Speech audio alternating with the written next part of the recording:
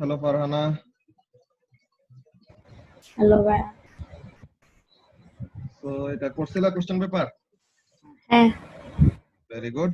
তো এখন বলো তাহলে কোন কোনটায় প্রবলেম ফেস করলা? MCQ number 6।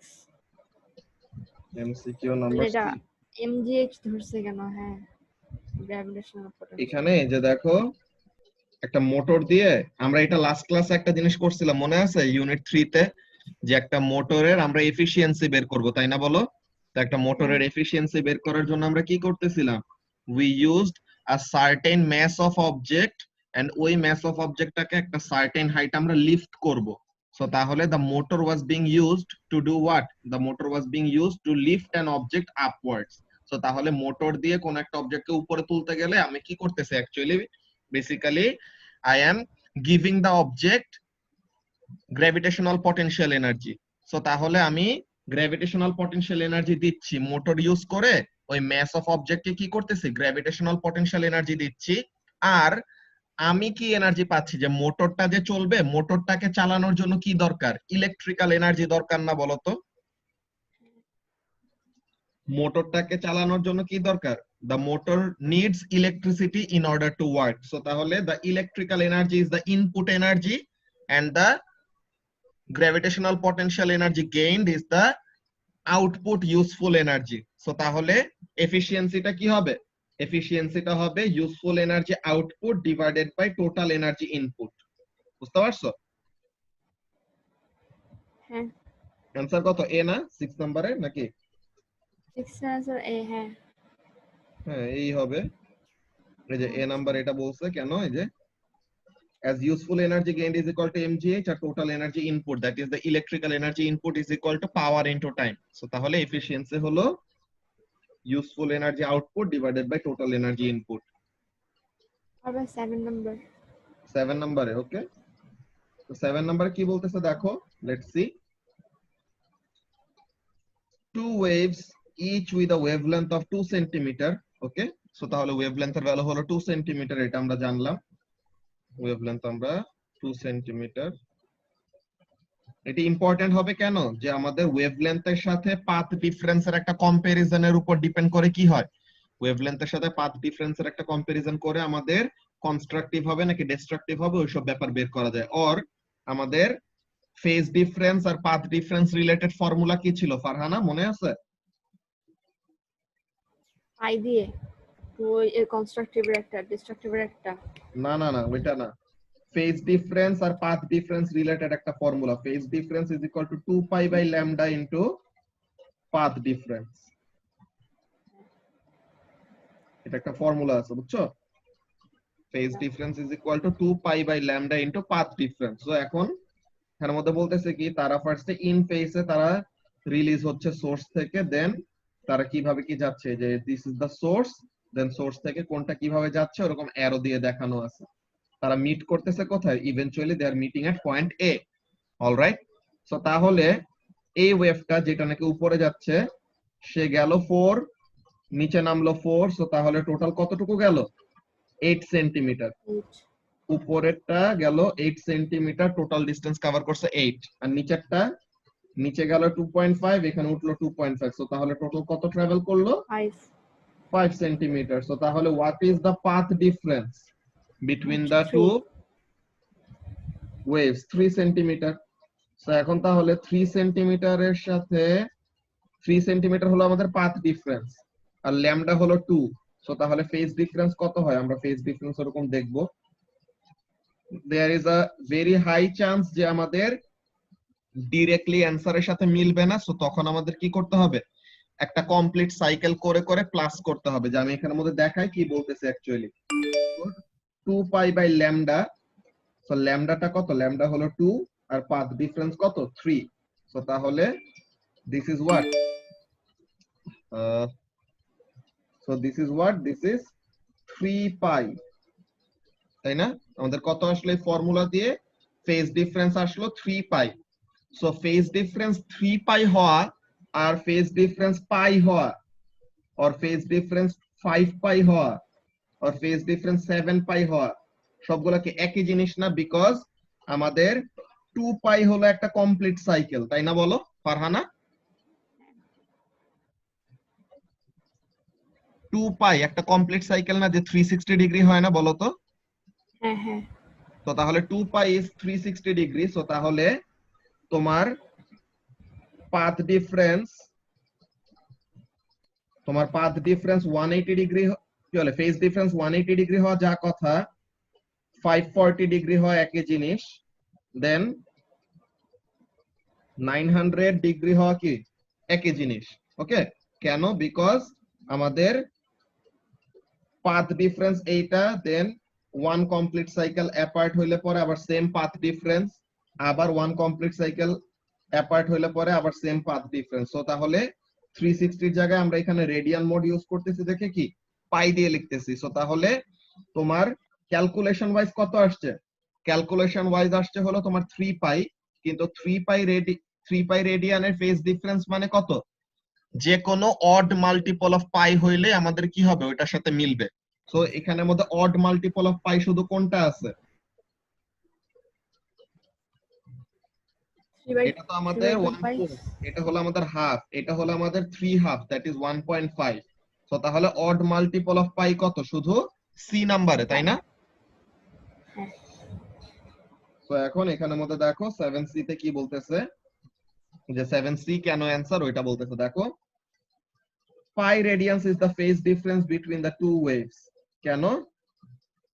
a, the path difference between the two waves is এত। First of all, path difference হলো 3 centimeter, that is 1.5 lambda. This results in the two waves arriving in antiphase, মানে কি pi radian out of phase, which also occurs when phase difference is equal to কত? 1। কি বলে, path difference is equal to 1। So তাহলে path difference half lambda হওয়া যা কথা, path difference 3/2 lambda হওয়া একই জিনিস, পাথ ডিফারেন্স 5/2 ল্যামডা হওয়া কি একই জিনিস, যে তারা কি all are half multiple of lambda. Half multiple of lambda গুলা কি করবে? হাফ মাল্টিপল অফ ল্যামডা গুলি অলওয়েজ ডিস্ট্রাকটিভ ইন্টারফিয়ারেন্স দিবে। সো তাহলে আমাদের পাথ ডিফারেন্স হলো এইটা। সো আমাদের পাথ ডিফারেন্স এর করেসপন্ডিং ফেজ ডিফারেন্স আসে কত? 3 পাই। কিন্তু আমাদের তো অপশনে 3 পাই নাই। সো তাহলে আমরা এটাকে কিভাবে করে লিখব? তাহলে আমরা এটাকে 2 পাই ইন্টারভালে আমরা ওভাবে কি করতে পারি, তাদেরকে সাজাইতে পারি। সো 2 পাই বেশি বা 2 পাই কম, এভাবে বাড়ায় কমে আমরা দেখব যে কোন অপশনের সাথে মিলে। বুঝতে পারছো?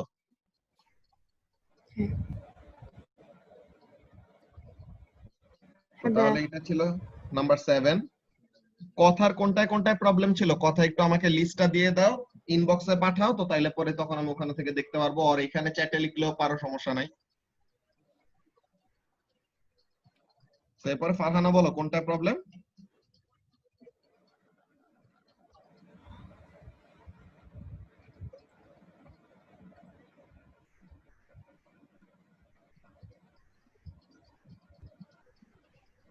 ভাইয়া 11 এর বিটা 11 এর বি, ফেজ ডিফারেন্স।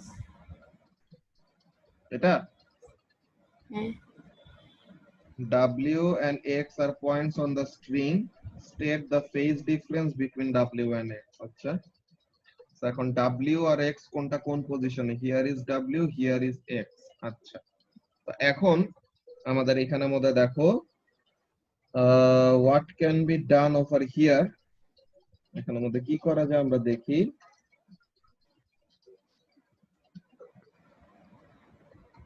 এটা আমাদের রেস্ট পজিশন, এটা আমাদের সিমিলার রেস্ট পজিশন। এই দুইটা পয়েন্টের মধ্যে, এই যে লম্বা লম্বা দুইটা যে এখন লাইন টানলাম, তো এখন এই দুইটা পয়েন্টের মধ্যে আমাদের ফেজ ডিফারেন্স কত? 180 ডিগ্রি না? হাফ ওয়েভলেন্থ আর কি।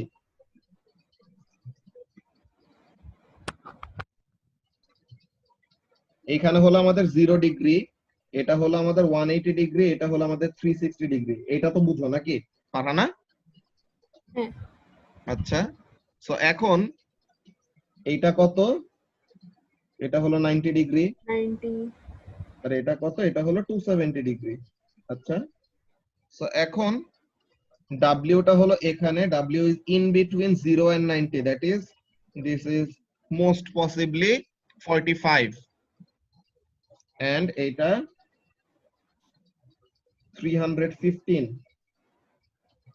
সো তাহলে 315 আর 45 এই দুটার মধ্যে আমাদের ডিফারেন্স কত?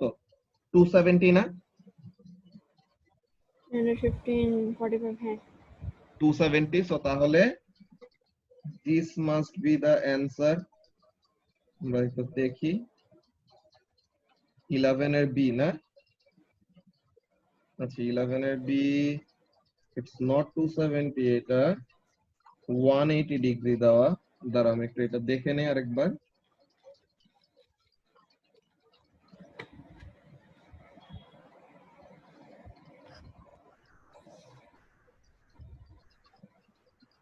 এই দুটার মধ্যে ফেজ ডিফারেন্স 180 ডিগ্রি।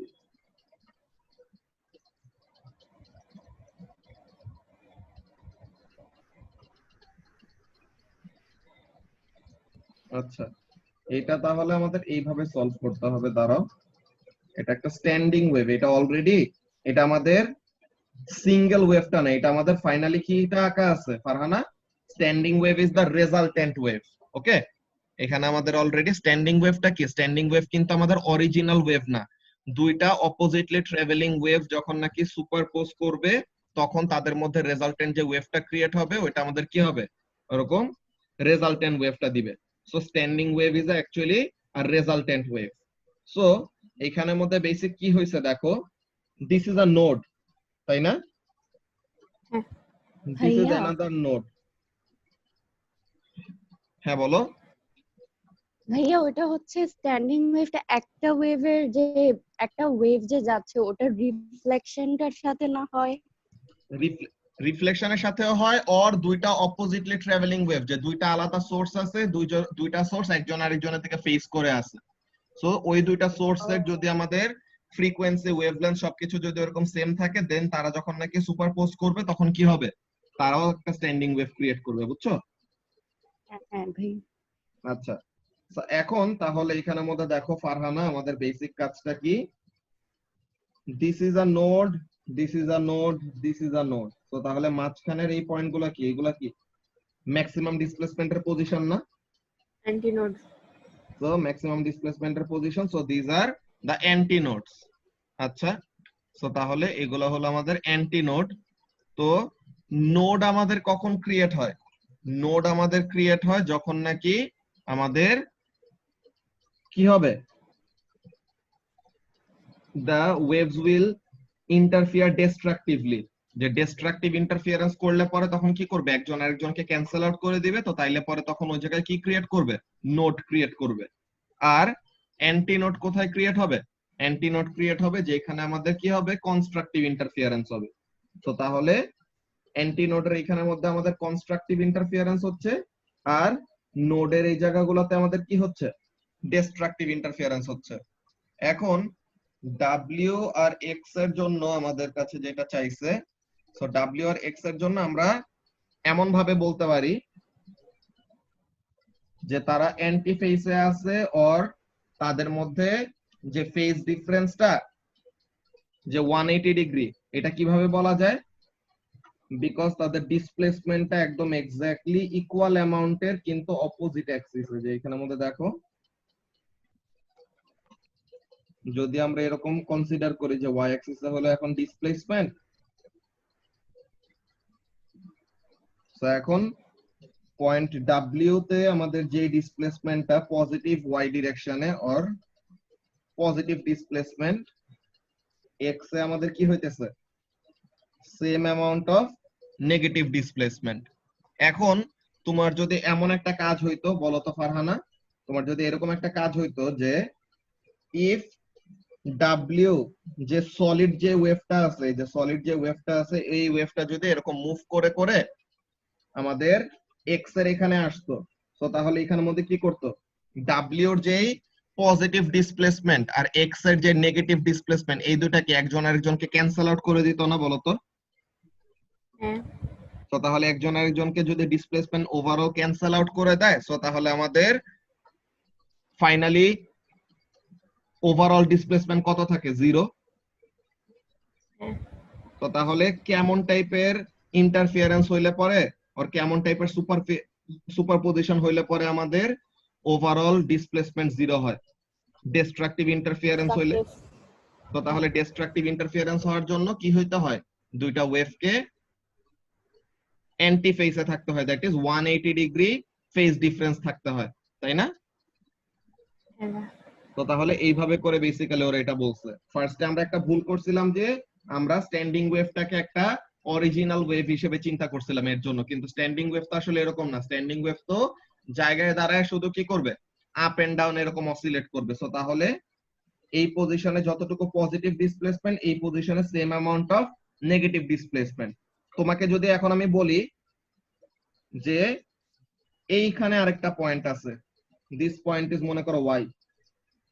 এখন পয়েন্ট ওয়াই আর পয়েন্ট ডাব্লিউ এর মধ্যে ফেজ ডিফারেন্স কত হবে? 45 ডিগ্রি।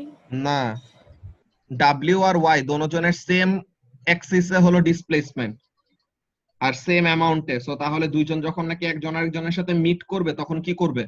ওভারঅল ডিসপ্লেসমেন্ট কি বাড়বে নাকি কমবে? করলে তো 0 হয়ে যাবে।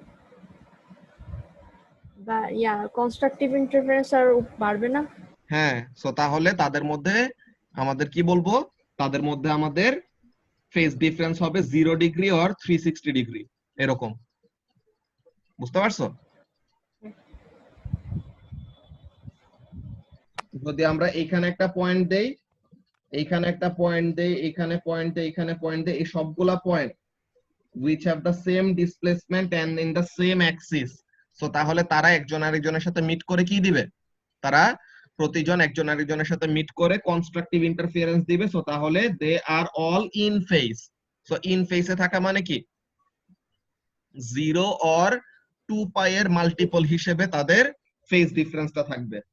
আর পয়েন্ট ওয়াই এর সাথে পয়েন্ট এক্স এর ফেজ ডিফারেন্স তাহলে কত? Same 180 degree. এই পয়েন্টের সাথে পয়েন্ট এক্স এর, এই যে এই পয়েন্টটা মনে করো পয়েন্ট জেড, এই পয়েন্ট জেড আর পয়েন্ট এক্স এর মধ্যে আমাদের ফেজ ডিফারেন্স কত?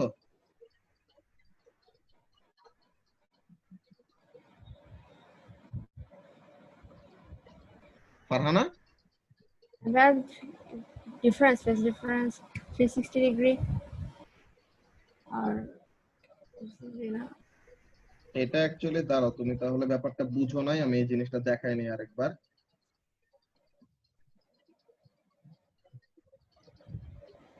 এখানের মধ্যে দেখো আমাদের মেইন কাজটা কি, তোমার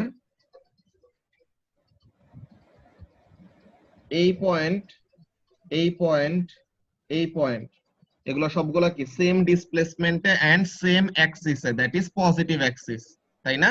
হ্যাঁ। তো তাহলে এই যে সবগুলো আমি পয়েন্টগুলা তিনটা যে রেড কালার দিয়ে মার্ক করলাম, তাদের মধ্যে আমাদের ফেজ ডিফারেন্সের ভ্যালুটা কত হবে? তাদের মধ্যে Phase ফেজ difference. ডিফারেন্সের ভ্যালুটা হবে 0 degree or 360 0 degree degree. Multiple, তাই না? বিকজ মিট করলে পরে কনস্ট্রাকটিভ হবে। হ্যাঁ, মিট করলে কনস্ট্রাকটিভ হবে। সো এর জন্য তারা কি আছে? ইন ফেজে আছে। সো এখন আমি যদি ইয়েলো কালার দিয়ে এখন মার্ক করলাম, সো এখন এই রেড কালারটা আর এই ইয়েলো কালারটা তাদের মধ্যে ফেজ ডিফারেন্স কত? 180 তারা একদম ডিগ্রি। Exact opposite. সো তাহলে 180 ডিগ্রি অর 180 ডিগ্রির মাল্টিপল কিছু একটা, ঠিক আছে? তো এখন এই পয়েন্ট আর এই পয়েন্ট, এই দুইটা পয়েন্টের মধ্যে আমাদের ফেজ ডিফারেন্স কত হবে? Same multiple of 180 degree. They will be in anti phase because same amount of displacement but in opposite axis, তাই না? বুঝতে পারতেছো কি বলতেছি?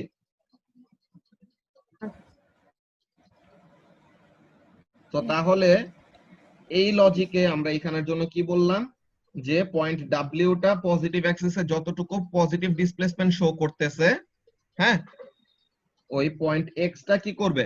পয়েন্ট এক্সটা নেগেটিভ অ্যাক্সিসে same amount of displacement show করতেছে। তাহলে এর জন্য তাদের মধ্যে আমাদের ফেজ ডিফারেন্সটা কত হবে? Multiple of 180 or they are in anti phase. বুঝতে পারছো এখন?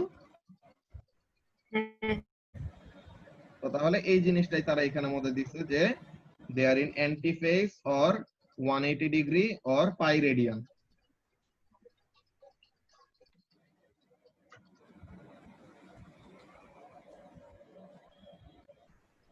এরপরে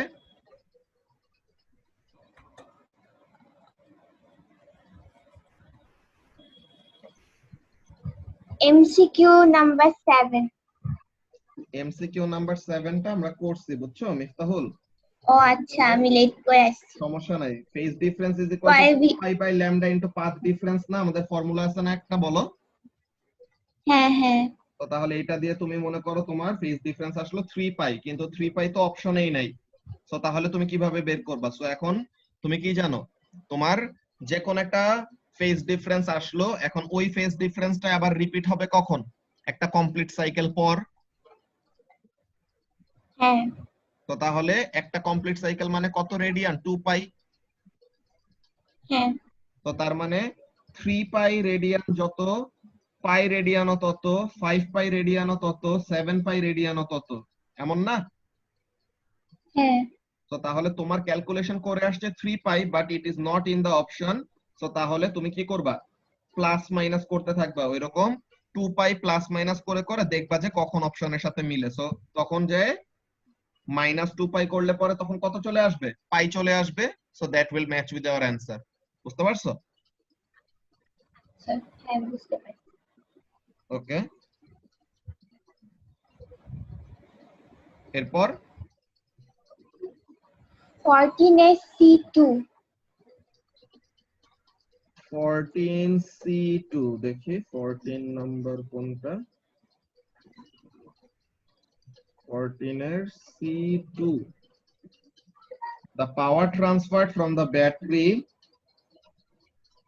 to the load resistance is maximum when R equals to R, যে লোড রেজিস্ট্যান্স আর ইন্টারনাল রেজিস্ট্যান্স সমান হলে পাওয়ার ডিসিপেটেড হবে maximum. Calculate the maximum power dissipated in R। So তাহলে R equals to যখন R হবে, তোমার ছোট r এর ভ্যালু কত আসছে? এটা আমার মানে আমি ইয়ে থেকে দেখে করছি তো এই জন্য 4 আসছে, কিন্তু মাই স্কিমে 4.12 দেওয়া।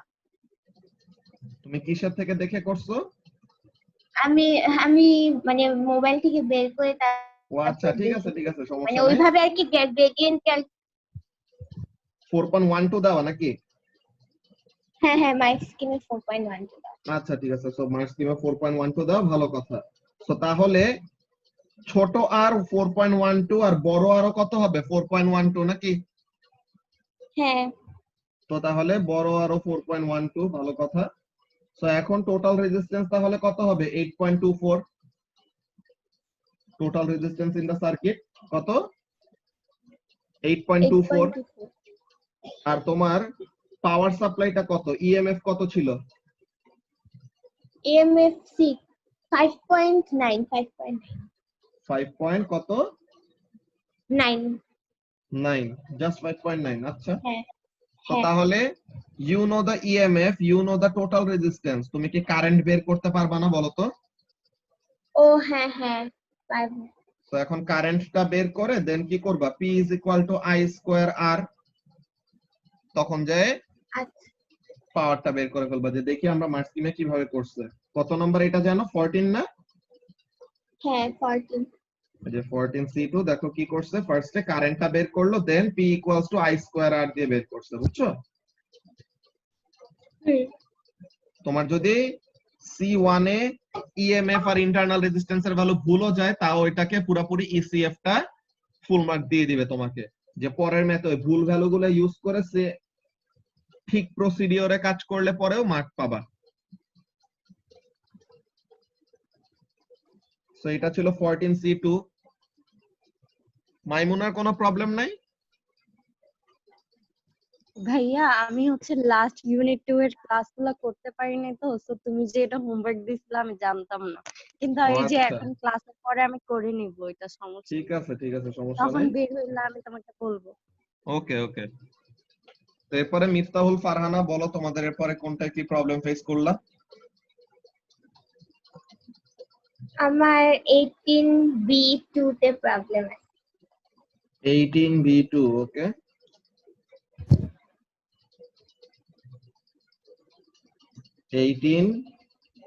B2 এখানের মধ্যে কি সমস্যা? এটা তো আমরা মোস্ট প্রবাবলি ক্লাসে একবার করছিলাম। আচ্ছা ব্যাপার না, আমরা এটা করি দেখি কি হ্যাঁ হ্যাঁ বলতেছে। ক্লাসে করছিলাম। হ্যাঁ, সো কি বলতেছে, the refractive index of a transparent material can be used, কি বলে, can be measured using a prism of the material। আচ্ছা ফার্স্টে আমরা করি, একটু কোশ্চেনটা পড়ে নেই। হ্যাঁ, diamonds are widely used in jewelry because or due to their ability to sparkle, যে অনেক সুন্দর করে স্পার্ক করে, তো এর জন্য দেখে মনে হয় যে আরে কত সুন্দর, এর জন্য এত কোটি কোটি টাকা দিয়ে কিনে, লাখ লাখ টাকা আর কি, কোটি টাকা বেশি হয়ে যায়। আচ্ছা, তো তাহলে sparkling is caused by reflections of light inside the diamond. So inside the diamond reflection মানে কি, total internal reflection basically. So এখন বলতেছে when used in jewelry, diamonds are cut into an optimum shape, এমন একটা শেপে কাটা হয় তাহলে যেন কি করে, the angle of incidence is greater than critical angle, তাহলে যেন it can undergo total internal reflection, then যেন এটা কি করে, সুন্দর মতো গ্লো করে। আচ্ছা, the diagram show the path of one ray of light as it passes through a cut of diamond। এরকম আসলো, প্রথমে এরকম bending towards the normal, then total internal reflection, then total internal reflection, then hitting the boundary at 90 degrees, so straight বের হয়ে গেল, তাই না মিফতাহুল? হ্যাঁ ওকে, so এরপরে explain the path taken by the light when it is incident at diamond air interface at x। so what is actually happening, total internal reflection হচ্ছে যে angle of incidence is 57 degree and refractive index use করে আমরা critical angle বের করতে পারবো, which comes out to be what, critical angle এর value কত হয়, 24.62 24, মানে 25 ডিগ্রি। আচ্ছা 25 ডিগ্রি। তো তাহলে angle of incidence is greater than critical angle, so it will undergo total internal reflection, so এটা হয়, এটা বললা।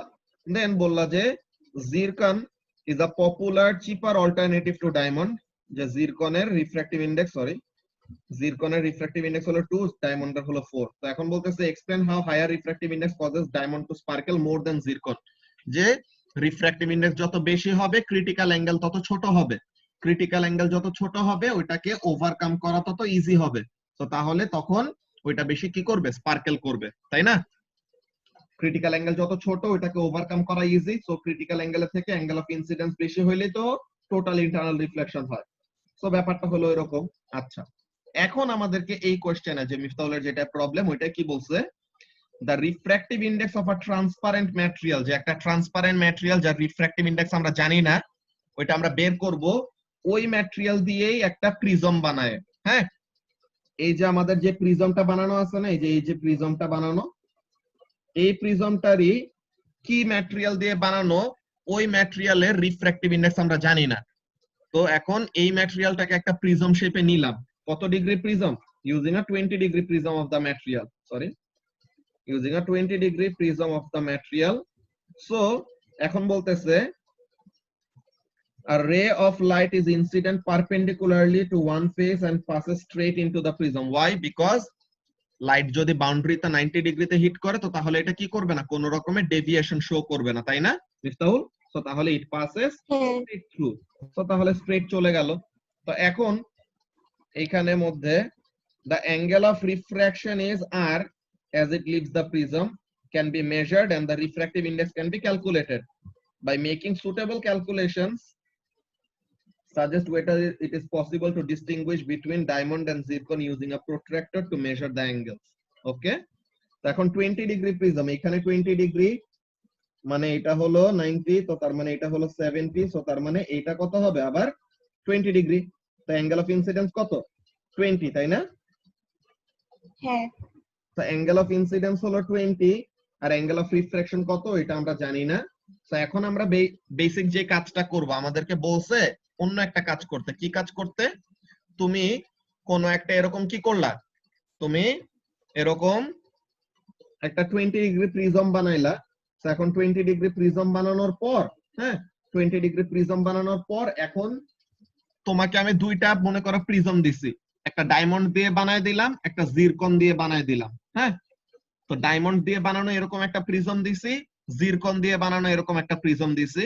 এখন তুমি কি এই লাইটের রিফ্র্যাকশন ইউজ করে আমাকে বলতে পারবা নাকি যে কোনটা ডায়মন্ড দিয়ে বানানো কোনটা জিরকন দিয়ে বানানো? এটা হলো basic question. So what I will do, I will find the angle of refraction for both the materials. যে আমরা different material, যে n of diamond is equal to sin i by sin r, তাই না? যে এখানের মধ্যে basically আমরা এমন ভাবে নিব যে n diamond into sin 20 degree is equal to n air into sin r. তো এইভাবে করে আমি কি বের করব? এইভাবে করে আমি ফার্স্টে sin r বের করব, যে sin r will be equal to what? Sin r will be equal to refractive index of diamond, refractive index of diamond into sin 20 divided by refractive index of air, which is actually 1. তো তাহলে ডায়মন্ডের এটা কত? 2.4 into sin 20 divided by 1. তো তাহলে এখানের জন্য আমাকে অ্যাঙ্গেল অফ রিফ্রাকশনের ভ্যালুটা কত আসে? সাইন ইনভার্স করে আমাকে অ্যানসারটা একটু বলো তো মিফতাহুল। হ্যাঁ, 55 ডিগ্রি, 55 মানে 55.1698 এরকম আসে। 55.1698। আচ্ছা, লিখে রাখি আমরা তাও 55.1698। আচ্ছা, এখন সেম প্রসিডিওরে sin r ফর জিরকন যদি আমরা বের করি, refractive index of zircon into sin 20 divided by refractive index of air, that is 2 into sin 20 divided by 1. তো এখন সাইন ইনভার্স করে ওরকম ভাবে অ্যানসারটা বলো। 43.16017। So 43 point something. সো তাহলে কি অ্যাঙ্গেলের ডিফারেন্সটা, যে অ্যাঙ্গেল অফ রিফ্র্যাকশনের ডিফারেন্স থেকে অনেক বড় না? সো এত বড় ডিফারেন্সটা তো আমরা ইজিলি প্রোট্রাক্টর দিয়ে কি করতে পারবো? ডিটেক্ট করতে পারবো না বলো তো? প্রোট্রাক্টরের আমাদের হ্যাঁ। রেজোলিউশন কত? 1 ডিগ্রি। 1 ডিগ্রি অর বেশি ভালো হইলে পরে বেশির চেয়ে বেশি 0.5 ডিগ্রি হইতে পারে, তাই না? সো তাহলে since the difference between the angle of refraction for diamond and কি zircon is high enough, so তাহলে তাদেরকে ডিটেক্ট করতে পারা উচিত। কত নাম্বার কোশ্চেন জানি এটা? 18। তো তাহলে এই যে তাদের মধ্যে অ্যাঙ্গেলের ডিফারেন্সটা কত? অ্যাঙ্গেলের ডিফারেন্সটা হলো 12 ডিগ্রি। একটা হলো 55 আর একটা তোমাকে কত যেন আসছিল মাত্র বললা।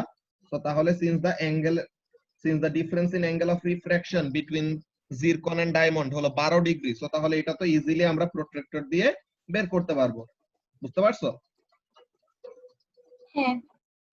অনেকজন যেই একটা ভুল করে, হ্যাঁ, অনেকজন যে একটা ভুল করে, ওই ভুলটা কি জানো মিফতাহুল? আমার মনে হয় তুমি এই ভুলটা করছো। কি করছো? তুমি n equal to sin i by sin r বসায় দিছো। হ্যাঁ হ্যাঁ, আমি এটাই করছি। n equal to sin i by sin r বসায় n বসাইছো ডায়মন্ডেরটা কত? 2.4। দেন sin i হলো তোমার কত? 20। সো এখন এখানে থেকে তুমি sin r বের করবা। সো এটা করতে গেলে তোমার একটা সমস্যা হয়ে যাবে। সো এর জন্য আমাদের কোন ফর্মুলাটা ইউজ করব? n1 sin theta 1 is equal to n2 sin theta 2। ঠিক আছে, অলওয়েজ এটা ইউজ করবা, বিকজ আমাদের ও লেভেলসে থাকতে সময় এরকম করে হয়ে গেছে, কিন্তু আমাদের এ লেভেলস এর জন্য কি refractive index is a relative term, এই ব্যাপারটা আমরা ক্লিয়ার করে রাখছিলাম না, যে কোন মিডিয়াম থেকে কোন মিডিয়ামে যাচ্ছে ওইটা অনেক বড় একটা ফ্যাক্টর। সো তাহলে এর জন্য n1 sin theta 1 is equal to n2 sin theta 2 এই জিনিসটা ইউজ করতে হবে। বুঝতে পারছো?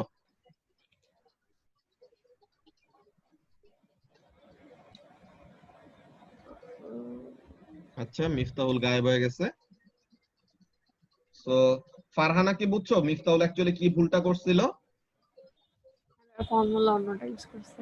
হ্যাঁ, ফর্মুলা রিফ্র্যাক্টিভ ইন্ডেক্সের ফর্মুলা যে ওইটা ভুল এমন না, কিন্তু অ্যাকচুয়ালি ওটা কি, when going from air to a medium, তখন n equal to sin i by sin r দিয়ে করলে ডিরেক্টলি হয়ে যায়, because refractive index of air হলো 1। কিন্তু যখন নাকি কোন একটা মিডিয়াম থেকে এয়ারে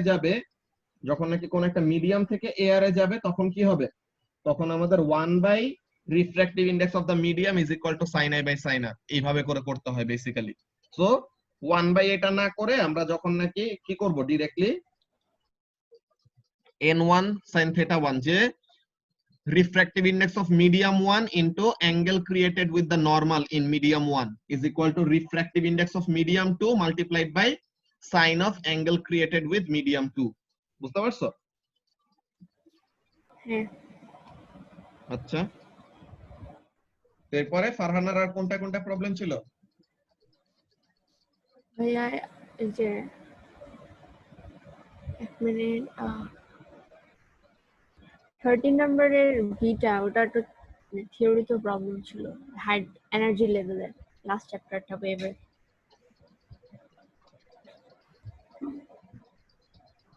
এইটা 13 এ বি, হ্যাঁ 13 এ বি এখানের মধ্যে কাজ থাকে। ইলেকট্রন যে জাম্প করে ওটা না, এটা হ্যাঁ, যে identify the transition which would result in the transmission of, কি বলে, emission of light off wavelength এত। তো এখন এত ওয়েভলেন্থ এর লাইটের এনার্জি কত এটা বের করতে পারবো না। E is equal to hf যেমন লেখা যায়, f এর জায়গায় hc বাই ল্যামডা লেখা যায় না? হ্যাঁ তো তাহলে এখানে থেকে আমরা ফার্স্টে এনার্জিটা পাবো, that is 6.63 into 10 to the power minus 34 multiplied by 3 into 10 to the power 8 divided by lambda কত, 660 nanometre, that is 660 into 10 to the power minus 9। তো এটা করলে পরে তুমি একটা এনার্জি পাবা, কিসে পাবা, জুল, তাই না? এনার্জি পাইলা তুমি জুলে। তো এখন জুল থেকে কিসে কনভার্ট করবা, জুল থেকে ইলেকট্রন ভোল্টে নিবা, বাই মাল্টিপ্লাইং বাই কত, sorry by dividing by charge of an electron. Joule থেকে ইলেকট্রন ভোল্টে নিতে সময় ডিভাইড, ইলেকট্রন ভোল্ট থেকে জুলে নিতে সময় মাল্টিপ্লাই। তো তাহলে জুলে যেটা আসছে ওটাকে ডিভাইড করে কিসে নিলা, ইলেকট্রন ভোল্টে নিলা। এখন তোমার যত ইলেকট্রন ভোল্ট আসছে তুমি দেখবা যে কোন দুইটা এনার্জি শেলের মধ্যে আর কোন দুইটা এনার্জি লেভেলের মধ্যে আমাদের এই ডিফারেন্সটা মিলে, আর এই এনার্জির ভ্যালুটা মিলে। এখন আরেকটা ব্যাপার, এনার্জির ভ্যালুটা মিলাইতে পারছো, ভালো কথা, কিন্তু আরেকটা বড় জিনিস কি, তোমার দেখতে হবে যে এটা কি এমিশন লিখছে নাকি অ্যাবজর্পশন লিখছে, emission of light. So emission কখন হবে, যখন নাকি ইলেকট্রন হায়ার এনার্জি থেকে লোয়ার এনার্জি লেভেলে জাম্প করবে, তখন এনার্জি এমিট করবে, তাই না ফারহানা? হ্যাঁ ভাইয়া ঠিক।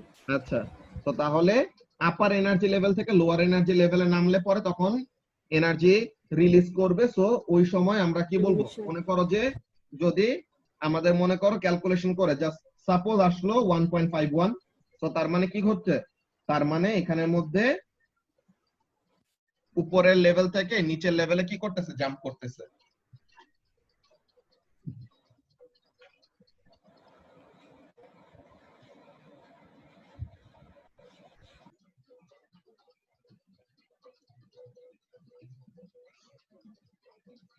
কথা অলরেডি আমাকে প্রবলেম পাঠায় রাখছিল ইনবক্স, আমি দেখি নাই।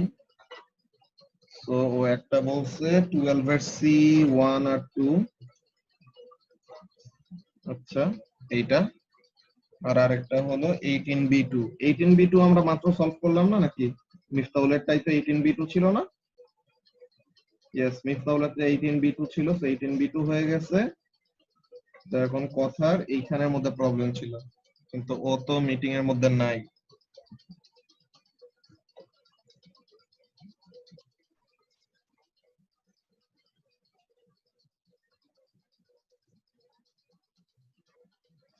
আচ্ছা, তো তাহলে ফারহানা একটু আগে তোমার যে প্রবলেমটা বলছিল ওই প্রবলেমটা ক্লিয়ার হয়েছে? লাস্ট ইলেকট্রন ভোল্টে নেওয়ার পর কি করব? তুমি এখানের মধ্যে ভ্যালুটা তাহলে ক্যালকুলেটরে বসাও, দেন বলো কত আসে। এইটা ফার্স্টে বসাও, জুলে কত আসে বলো।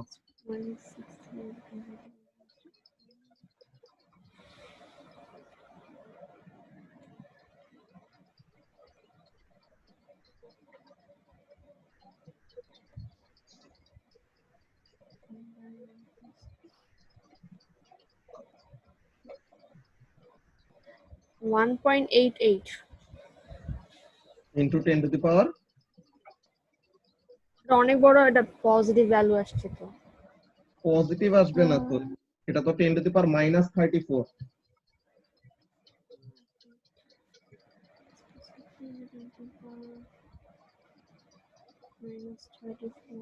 ক্যালকুলেটরে একটু আরেকবার বসাও, পাওয়ার গুলা ঠিক মতো দাও।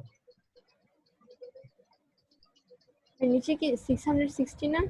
হ্যাঁ 660 into 10 to the power minus 9। দাঁড়াও আরেকবার ক্লিয়ারলি লিখে দেই।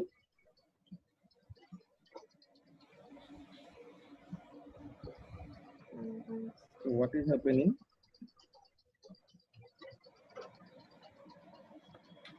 লেখাগুলি এরকম ডিস্টর্ট হইতেছে কেন বারবার?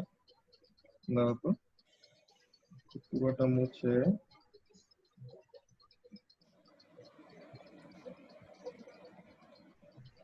(6.63 into 10 to the power minus 34 into 3 into 10 to the power 8 divided by 660 into 10 to the power minus 1.88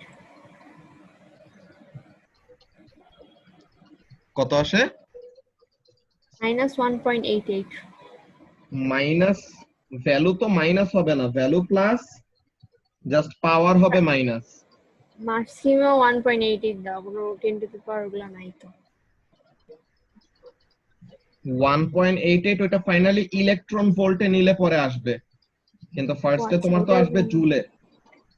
এই ভ্যালুটা 3 তো into 10 to the power minus 9 3 into 10 to the power minus 9। হ্যাঁ মাইনাস 9 নাকি 19? 9 তোমার কোন একটা ভুল হইতেছে ফারহানা। এইখানে হ্যাঁ, যদি 10 টু দি পাওয়ার মাইনাস 34 থাকে তাহলে হ্যাঁ। পরে তো আমাদের মাইনাসের ভ্যালুটা অনেক বড় একটা মাইনাস আসবে।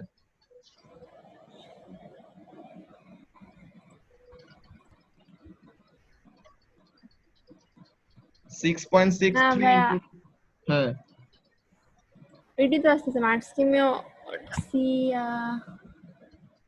মার্কসিমিও পাইতেছি না। কত নাম্বার জানো?